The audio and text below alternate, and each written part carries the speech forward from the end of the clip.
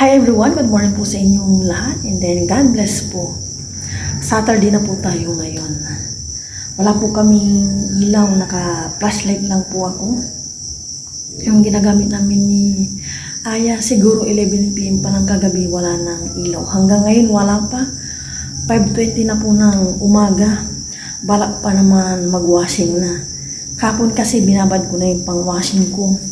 Mukhang kukusut-kusutin ko na lang yun kasi hindi ko alam kung anong oras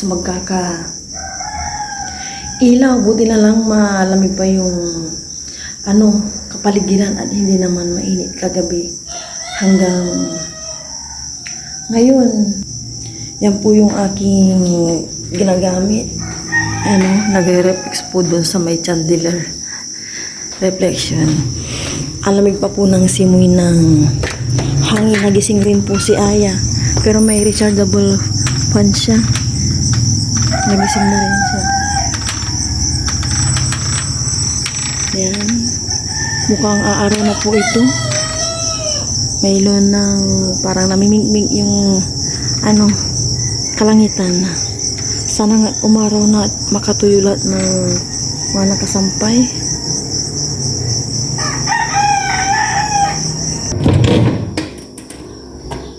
Five na po ng umaga, wala pa rin kaming ilaw. Natapos ko na yung aking nilalabhan, babanlawan na lang po. Hindi po ako makapag-banlaw kasi po walang ilaw. Yung tubig na pinagkukuha na nakadirect na po sa kuryente. And then wala din ka-start kasi hindi namin alam na mawawalan po ng dilaw o magkaka-brown out. Kasi wala namang atang abiso. Kakape na ako, hindi pa ako magkape. Ay, oras kayo magkakailaw. Oh my gosh. Kailangan ko makapagbalaw na para makatuyo. Kasi sabi sa balita kagabi, bukas daw. Naman yung namumuong bagyo. Samahan niyo muna akong magkape.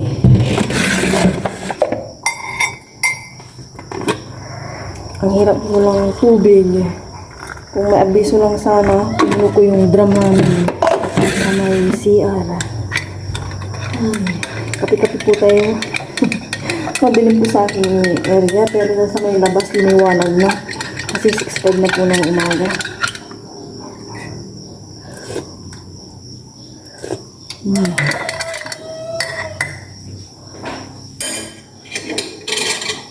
Meron pa kami sliced bread. Lang kukunin ko pag isa kami ni Aya. Ito lang sa aking bread.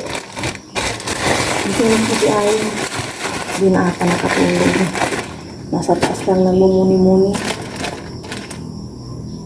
Sausaw po natin sa kape. Dito tayo. After ko dito, magwawalis naman ako dito sa bahay habang hinihintay magkailaw.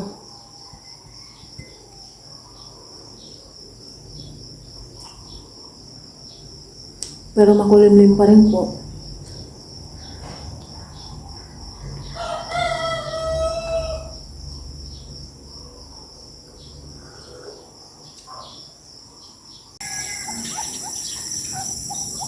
Tuwang-tuwa po yung mga pato at mga bibi. Marami po silang nakukuhang pagkain sa may tubigan at saka sa may damuhan.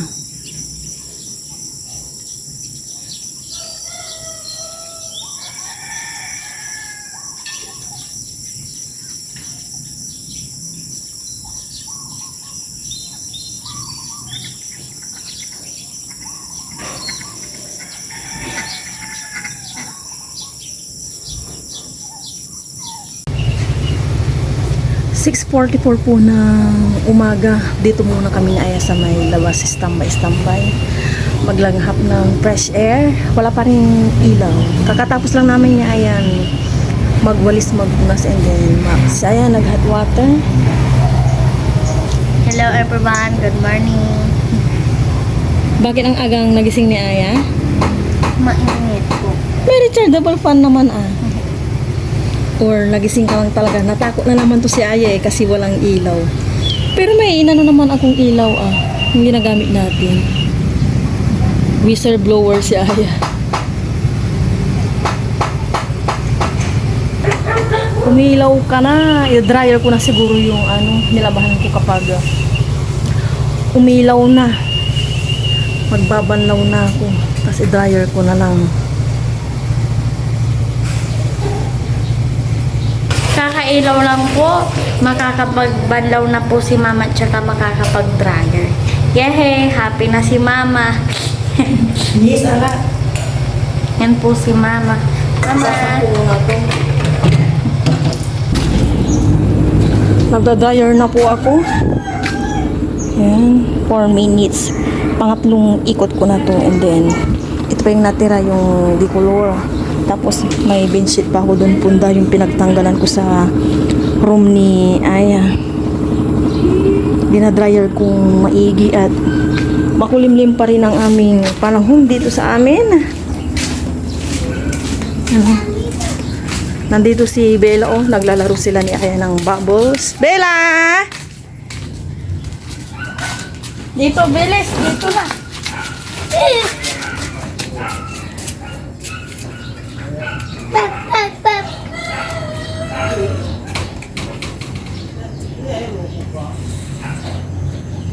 Kakatapos ko lang pong nagsampay, tapos na rin yung aking dinadryer.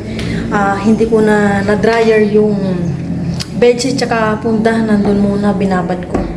Kasi kanina patay sindi yung ilaw. Kaya inayos ko na yung washing. Hindi ko na dryer siguro yung bedsheet. Baka mamayang hapon na. Pag natuyo yung mga aking sinampay, medyo kumaano naman, lumiliwanag. Sana nga umaraw. Pahinga lang ako ng konti. And then maya maligo na kami ni Aya kasi baka mawala na naman ng ilaw. Patay sindi po kasi ang ilaw ngayon. Nakaligo na kami ni Aya. Inayos ko yung mga sinampay ko sa labas. 10:05 na, magluluto na ako. Ituturta ko na yung bulaklak ng kalabasa. Umigos, bakit basa ito? Ito, nilabas ko na. May leftover pa kaming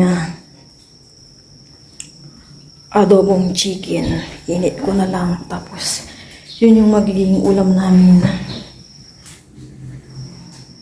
Makulimlim na naman. Sana makatayo ako ng mga nilabhan ko. Lilinisan ko na to. First time ko itong lutuin. Hindi tinatanggal dito. Ito ata. Ayan.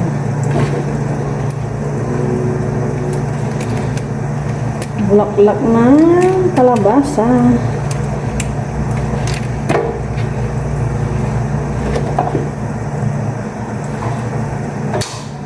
Ininit ko na yung leftover namin na adobong chicken. Tapos nagsain na rin ako. Si Aya nandun pa kila nanay ko. Pero tinatanggal ko to.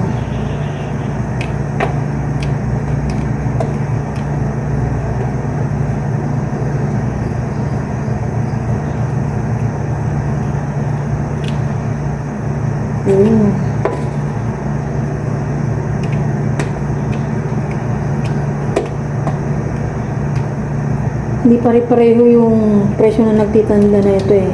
May 10 piso, may 20 pesos.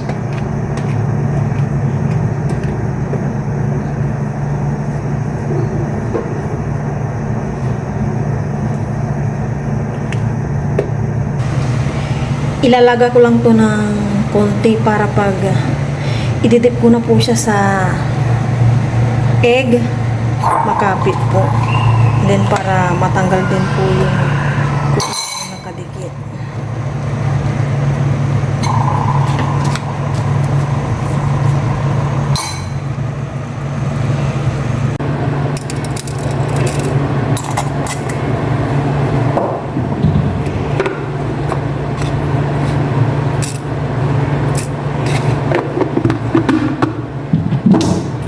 Ini-prepare ko na yung ano ko, pang torta.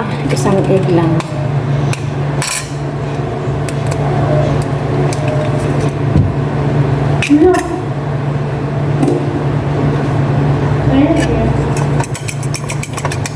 Ito na nangyari pala.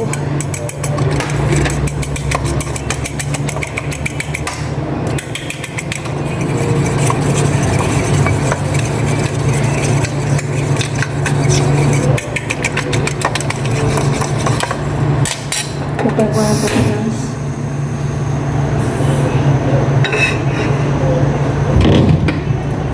Luto na ako. Nalagyan ako ng cooking oil sa kawali.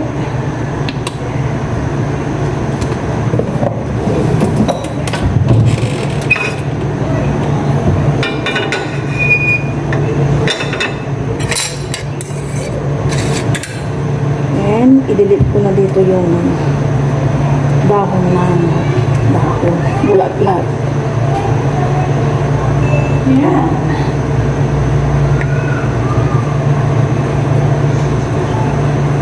Ito naman ito na overcook eh. Gumanito na lang talaga as in.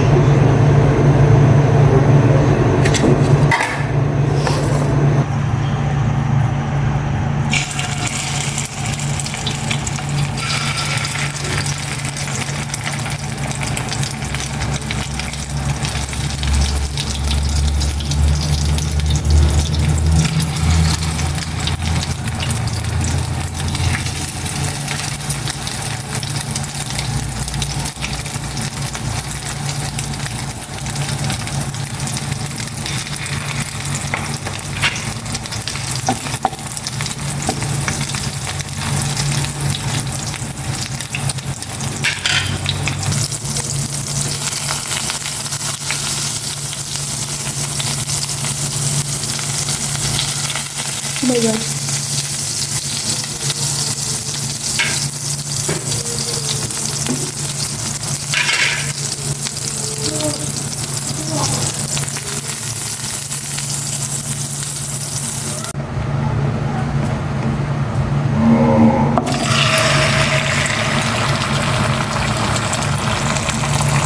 Nilahat ko na lang. Kay Aya to. Para isahan kain ni Aya.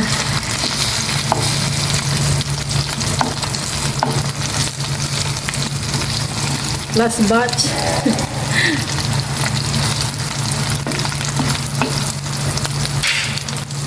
Kain na po kami ni Aya ng lunch. Sabayan po kami. Ito na po yung torta ng bulaklak ng kalabasa. Ito yung leftover namin kahapon na Adobo. yes, chicken and yung okra po. Kaya po tayong lahat. Pero bago po yun, pero po si Aya. Lord, maraming salamat po sa aming lunch. Paano ba yan po sa mama at si papa? Paano ba hindi pa ako sa pag-aaral? Nan po, inyo. That's it, that's it. Mga kami kumain. 11 naman pa lang po. Oh, tayong lahat. Sabaw kaya? No, thanks. Sabawan kita. Ha? Opo. Ano kami? Sili yan niya. Challenge ko yan. Gutom na ako. Cheers. Laki ng ano niya. Cheers. Kaya po na po. Naso para po sa inyo. Kung po sa inyo.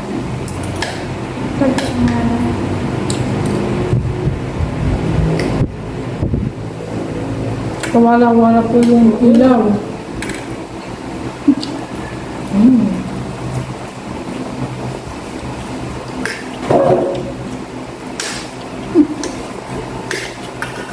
Kuha ka man.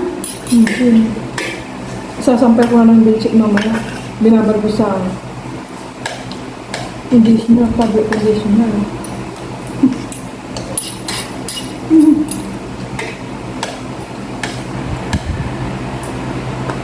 Siguro po gising na ako.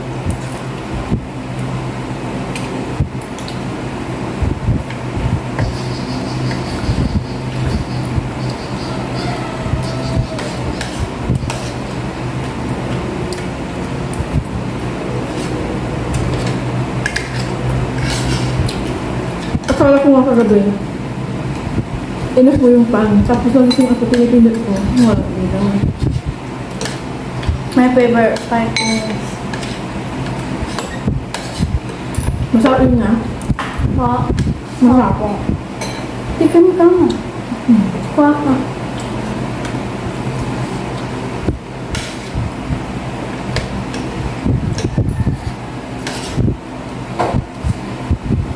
Wala tayong lumiwanag, oh.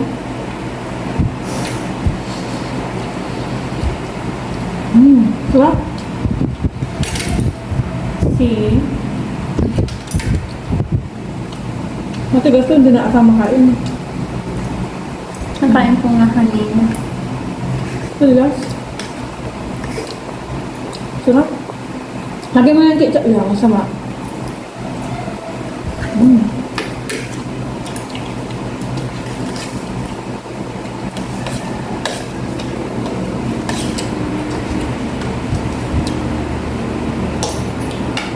Kainin mo lang. Ayaw mo pa.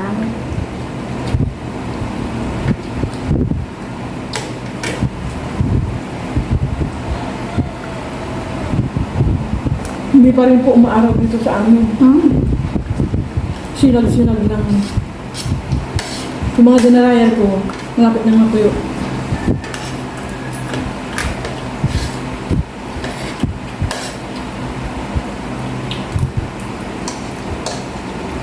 Tigas na. Tigas na.